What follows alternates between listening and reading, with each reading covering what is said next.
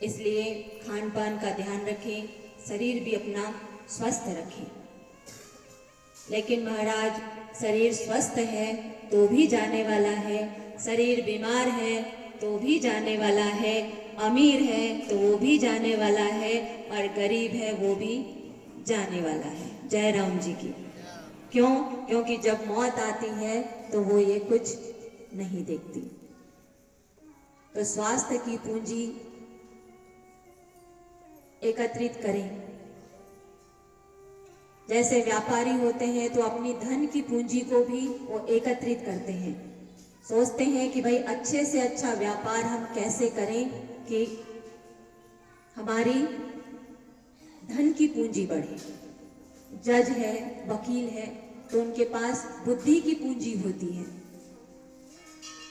तो हर कोई अपनी पूंजी इकट्ठी करता है, लेकिन साधक अपनी जप की पूंजी बढ़ाता है, अपनी भक्ति की पूंजी को बढ़ाता है, अपनी साधना और सेवा की पूंजी को वो बढ़ाता है, क्योंकि उसे पता है कि वही एक धन ऐसा है जो इस लोक और परलोक में काम आता है। जय राम जी की। ऐसी कमाई कर लो जो संग जा सके, मुश्किल पड़े राह में तो वो काम आ सके। तो आप सभी बड़े भाग्यशाली हैं कि ऐसा अवसर निकाल कर कोई सेवा का या साधना का, सत्संग का कोई ना कोई ऐसा अवसर निकाल कर गुरु दर पर पहुंच ही जाते हैं। क्योंकि आप जानते हैं कि असली पूंजी क्या है, असली कमाई क्या है। एक आश्रमवासी बहन, वो अपने घर गई, उसकी माँ का स्वास्थ्य बहुत खराब। बाहरी स्वास्थ्य तो खराब था, लेकिन उनकी माँ आध्यात्मिक कमाई की बड़ी धनी थी। जय राम जी की। आपके जैसे ही वो आश्रम में आती, सेवा करती, साधना करती, पूर्णिमा व्रत धारण करती, जो बन सकता वो हर तरीके से वो कमाई करती अपनी। माँ का स्वास्थ्य खराब हो गया और वो बहन अपनी माँ की सेवा करने के लिए घर गई। घर गई तो माँ ज़्यादा देर ऐसे बैठ नहीं सकती थी। तो एक दिन माँ ने बोला कि बेटा, मुझे ऐसा कर कि मुझे थोड़ा स्नान करवा दे और अपने मंदिर में ही बापूजी के पास मुझे बिठाल दे, मैं अपने बैठकर और मैं जप करूँगी। तो बहन ने कहा कि ठीक है माँ, मैं पहले आपको नहला देती हूँ। और फिर उन्हें पूजा के कमरे में दोनों तरफ तकिए लगाकर और माँ को बिठाल दिया, क्योंकि माँ स्वतः ही नहीं बैठ पा रही थी। और फिर माँ ने बोला कि बेटा अब तू जा, अब मैं जप करूँगी बापूजी के पास बैठकर, और तू जाएगी तो दरवाजा बंद करके जाना। तो उस बहन को लगा कि माँ आज ऐसा क्यों बोल रही है कि दरवाजा बंद करके जाना। तो उसे लगा कि ऐसा ही माँ को होगा कि भाई एकांत में बैठना है, थोड़ा एकांत में साधना करना है, इसलिए माँ कह रही होगी। और उनकी माँ ने जैसे ही वो बैठी तो बापूजी के पास दीपक जलाया, अपनी आसन माला और गले में गौमुखी डाली। बापूजी को जैसे हम प्रणाम करते हैं गुरुर ब्रह्मा, बड़े भाव के साथ उन्होंने किया। बैठे बैठे ही जैसा पूजन बनता था उन्होंने वो पूजन किया। अब लड़की ने दरवाजा बंद तो नहीं किया, लेकिन ऐसे ही जो कपाट थे ऐसे ही टिका दिए, और उसे लगा कि माँ जप कर रही है, तब तक मैं माँ के लिए भोजन बना लेती हूँ, तो माँ का नियम भी पूरा हो जाएगा और मैं माँ के लिए तब तक भोजन भी बना लूंगी। अब वो जो बहन थी, उनकी माँ जप करने बैठी, बराबर वो जप कर रही थी। और जप करते करते थोड़ी देर बाद वो जो उनकी बेटी है वो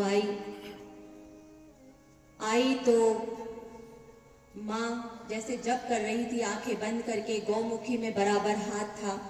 जैसे हम अपने माला को पकड़ते हैं, हर मनके को पकड़ते हैं, ऐसे ही उन्होंने अपने हाथ से उस मनके को पकड़ के रखा। गौमुखी में हाथ था, आंखें बंद थी। तो बहन को लगा कि माँ आंखें बंद करके एकाग्रचित्त होकर माँ जप कर रही है। फिर भी काफी समय हो गया, क्योंकि वो बहन खाना भी बना चुकी थी। तो उसने माँ को थोड़ा सा हिलाया और बोला कि माँ, एक दो आवाज लगाई माँ माँ करके। तो जैसे ही वो बहन ने थोड़ा सा हिलाया तो माँ लुढ़क गई। अब वो बहन की आयु ज्यादा नहीं थी, घर में कोई था भी नहीं, तो उन्हें लगा कि शायद, उसने तो सोचा भी नहीं कि माँ चली गई। लेकिन फिर भी उसने थोड़ा सा और माँ को हिलाया तो माँ फिर और थोड़ी सी ज्यादा गिर ही गई वो तो। अब उसे समझ में नहीं आया कि माँ को क्या हुआ। वो बहन पड़ोस में गई और पड़ोसियों को बुला कर लाई कि देखो माँ को क्या हो गया।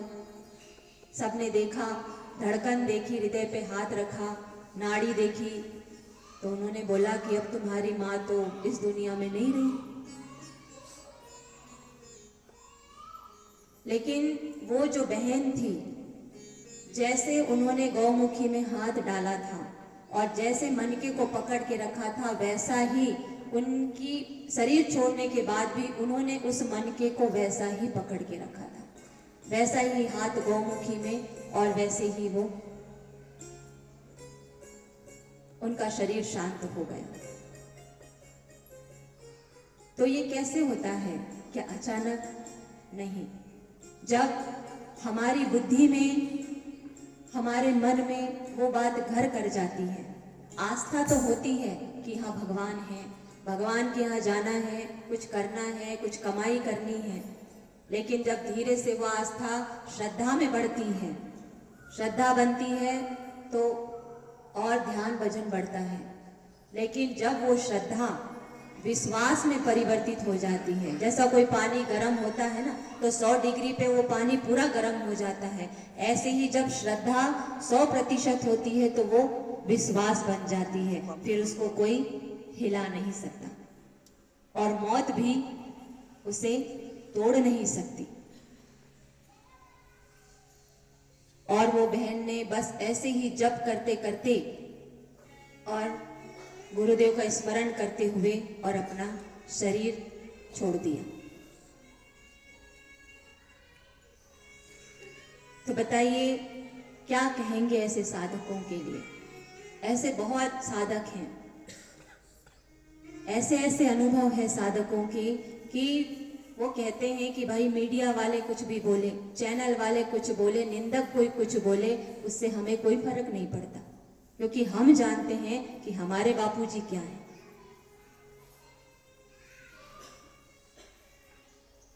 देखिए, अगर किसी को बहुत भूख लगती है ना, उसके घर में बहुत सारा आटा रखा हुआ है घर में, तो क्या आटा खाकर और पेट भर जाता है?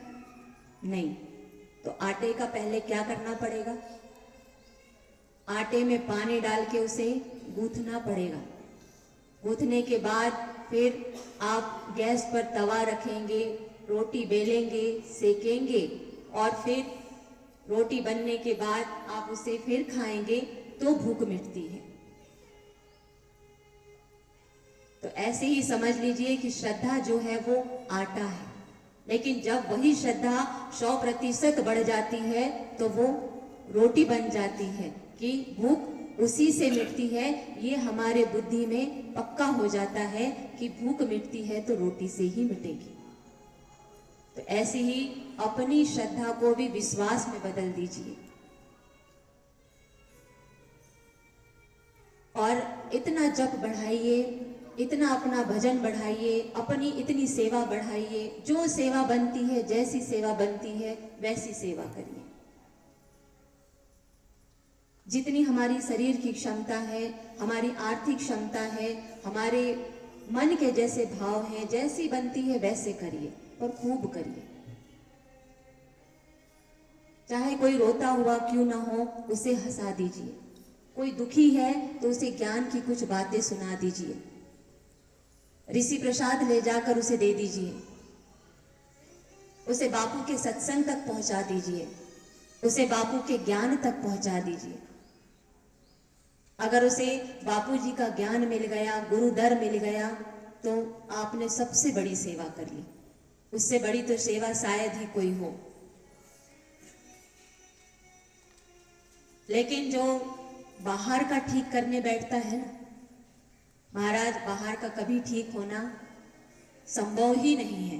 लेकिन जो भक्ति करता है, भजन करता है, आध्यात्मिक ऊंचाई की ओर बढ़ता है ना, तो बाहरी भी अपने आप सब ठीक होने लग जाता है। फिर उसे ज्यादा मेहनत नहीं करनी पड़ती। साधक इतने प्रसन्न क्यों होते हैं? अन्य लोगों से, निगुरे लोगों से देखिए, रात दिन मेहनत करते हैं तो भी आज एक मित्र था तो वो शत्रु हो गया, आज धन था तो कल धन नहीं है, आज कर्जा बढ़ गया, आज ये बीमारी हो गई, आज ये हो गया, आज वो हो गया। कितना दुख है संसार में। लेकिन फिर भी अगर कोई साधक है तो उससे पूछिए, बस बापूजी की कृपा है, बापूजी की कृपा से सब ठीक है। क्या दुख नहीं आते साधकों के जीवन में? लेकिन नजरें बदली तो नजारे बदल गए। बापूजी का ज्ञान सुना, बापूजी का सत्संग सुना, तो बापूजी ने बता दिया आखिर कब तक, यह भी बीत जाएगा। ये तो होता ही है, संसार ही नाम है सरकने का। जो सरक रहा है, जो कभी एक जगह स्थिर नहीं हो सकता, वो है संसार। तो साधकों के जीवन में क्या है? बस सत्संग बापूजी का और नाम जप। लेकिन कुछ ऐसे होते हैं कि महाराज थोड़ी सी कुछ परिस्थिति आई तो मैं तो भगवान का इतना भजन करता था, मैं तो इतना जप करता था, मैं तो इतना अनुष्ठान करता था, मैं तो इतनी सेवा करता था, लेकिन देखो फिर भी मेरे घर में ऐसा दुख आ गया, मेरे घर में ऐसी परेशानी हो गई, मेरे घर में ऐसा हो गया। तो क्या महाराज हम सच में ईश्वर से प्रीति करते थे क्या? नहीं, हम अपना कहा ईश्वर से करवा रहे हैं। जब हमारा कहा चाहा नहीं होता तो फिर हम साधना छोड़ देते हैं, भक्ति छूट जाती है, सेवा छूट जाती है। तो कहीं ना कहीं हम संसार से ही प्रेम करते हैं, क्योंकि हमारी इच्छाएं पूरी नहीं होती। अगर जब श्रद्धा विश्वास में बदल जाता है तो चाहे कोई भी परिस्थिति आ जाए, लेकिन नजरिया बदल जाता है कि नहीं, भगवान तेरी कृपा थी इसलिए इतना अच्छा हुआ, नहीं तो पता नहीं और कितना बुरा हो जाता। एक बहन भगवान श्री कृष्ण की बहुत पूजा करती, लेकिन उसकी एक दिन श्रद्धा टूट गई। क्यों? क्योंकि घर में एक 8 साल का बेटा ऊपर छत से नीचे आंगन में गिर गया, जयराम जी की, और आंगन में गिरा तो सिर में चोट आ गई। अब वो बहन उस 8 साल के बच्चे को, उसका वजन 20 से 22 किलो का वजन लेकर वो दौड़ी। कहाँ? डॉक्टर के पास। घर में कोई था नहीं, तो खुद ही बच्चे को अपनी गोद में लेके आधा पौन किलोमीटर दौड़ते हुए डॉक्टर के पास गई, और दौड़ते दौड़ते भगवान को कोसते हुए जा रही है कि हे भगवान, मैं तेरा रात दिन सुमिरन करती थी, रात दिन तेरा भजन करती थी, लेकिन तूने आज मुझे कितना दुख दिया, मेरे बेटे को मौत के मुंह में पहुंचा दिया, मेरे बेटे की ऐसी हालत हो गई। श्रद्धा हिल गई, दौड़ते दौड़ते डॉक्टर के पास पहुंची, लेकिन जैसे ही डॉक्टर के पास गई, डॉक्टर ने देखा और बोला कि बहन जी, इस बच्चे को ज्यादा कोई घाव गहरा नहीं है, थोड़े दिनों में ये ठीक हो जाएगा। लेकिन वो माँ का जो वात्सल्य था वो भक्ति को चुनौती देने लग गया कि हे भगवान, मुझे क्या मिला, तेरी भक्ति से क्या मिला, इतना जप करने से मुझे क्या मिला, तेरा सिमरन करने से मुझे क्या मिला। अब वो बोलते बोलते डॉक्टर ने पट्टी तो कर दी, और वो जाने लगी घर की ओर। घर पहुंची तो देखा पड़ोस में ही कहीं एक महाराज जी का कोई सत्संग चल रहा था। बड़े दुखी मन से उसके कान में कुछ शब्द पड़े। वो भी उसके इष्ट की कृपा थी। क्यों?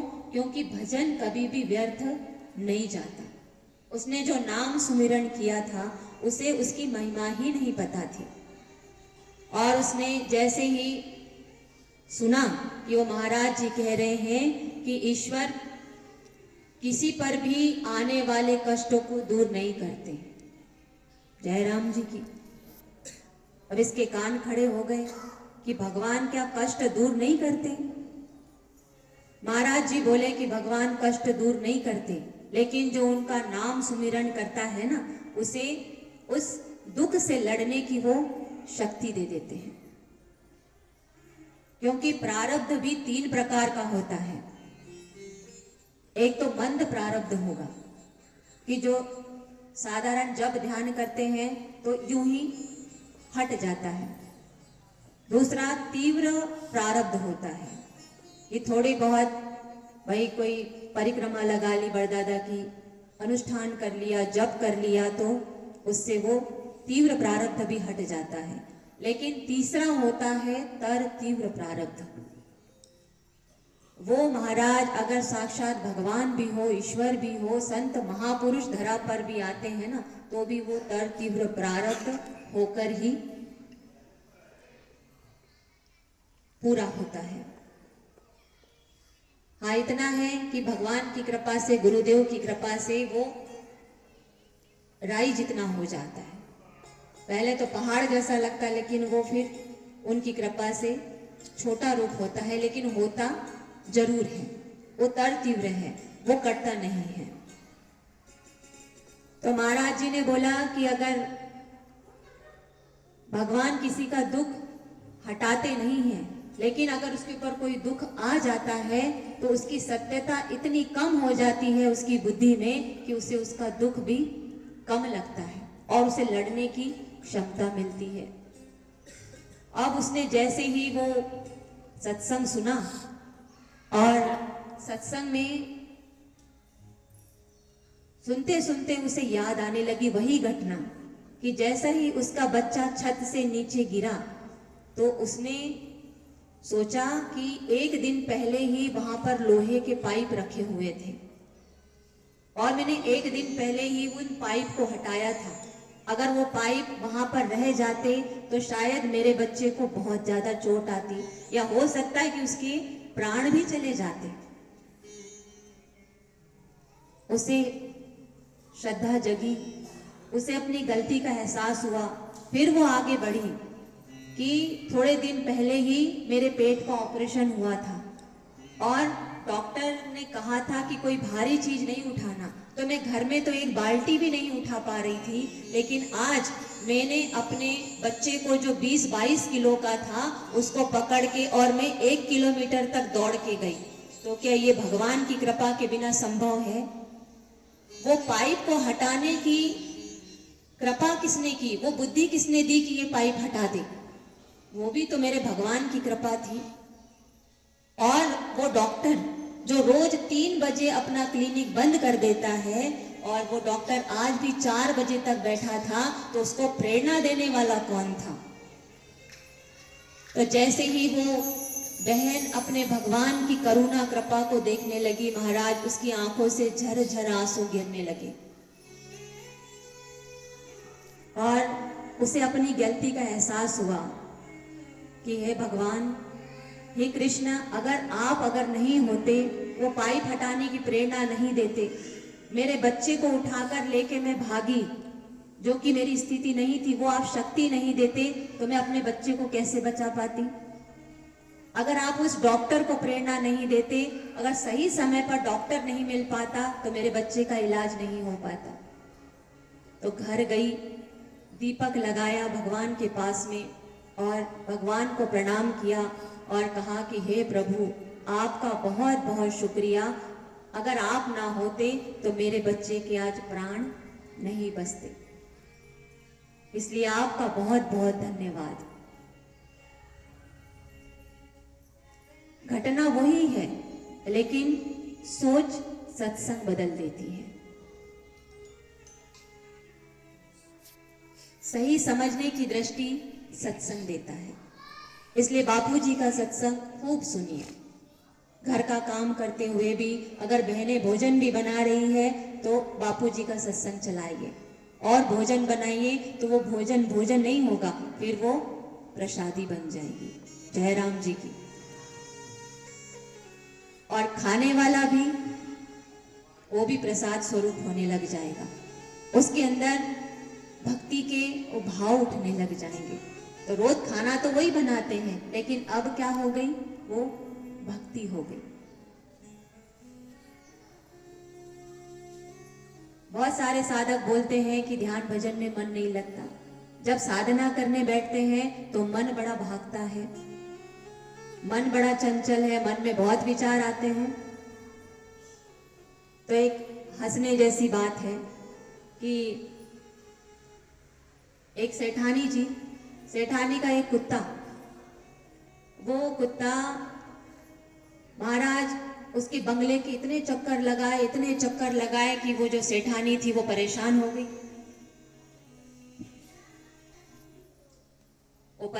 गई। उसने डॉक्टर को फोन लगाया, बोले डॉक्टर साहब बहुत इमरजेंसी केस है, आप जल्दी आ जाइए।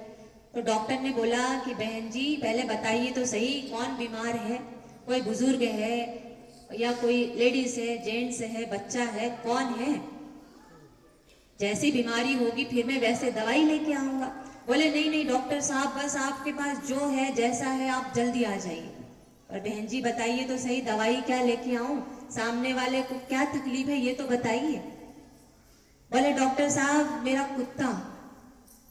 कुत्ता पता नहीं सुबह से पूरे घर के खूब चक्कर लगा रहा है, रुक ही नहीं रहा है। तो बोले बहन जी हुआ क्या? बोले कुछ नहीं डॉक्टर साहब, उसने पेट्रोल पी लिया है, और जब से उसने पेट्रोल पिया है वो इतना चक्कर लगा रहा है कि रुक ही नहीं रहा है। तो डॉक्टर ने बोला कि बहन जी घबराइए मत, उसका पेट्रोल खत्म हो जाएगा तो कुत्ता खुद ही बैठ जाएगा। पेट्रोल खत्म हो जाएगा तो कुत्ता शांत बैठ जाएगा, आप परेशान मत होइए। तो ऐसे ही हमारे मन की हालत भी उस कुत्ते जैसी है। महाराज इसने संसार का इतना पेट्रोल पी लिया है कि बस कभी ये विचार तो कभी वो विचार, तो और जब माला करने बैठते हैं तभी सारे विचार आते हैं। जय राम जी की। और जब बाहर काम करते हैं तो याद आती माला करनी है, और जब माला करने बैठो तो संसार की याद आती है। जय राम जी की। तो बापूजी कहते हैं कि ये मन भी वो कुत्ते के जैसा है, इसमें इसके विचारों को देखते जाइए, इस विचारों से जुड़ना नहीं है। इसलिए बापूजी बड़ी साधारण सी, वो जो दिखने वाली जो साधना है वो बड़ी ऊंची साधना है, वो श्वासोश्वास में गिनती। कि श्वास भीतर जाए तो ओम और बाहर आए तो एक, या तो श्वास भीतर जाए तो राम, बाहर आए तो गिनती। कम से कम ऐसे 100 गिनती करने का रोज अभ्यास करिए। अगर बीच में कहीं भूल गए गिनती तो फिर से 1 से आरंभ करिए। तो इससे धीरे धीरे पेट्रोल खत्म होते चला जाएगा। जय राम जी की। और फिर वो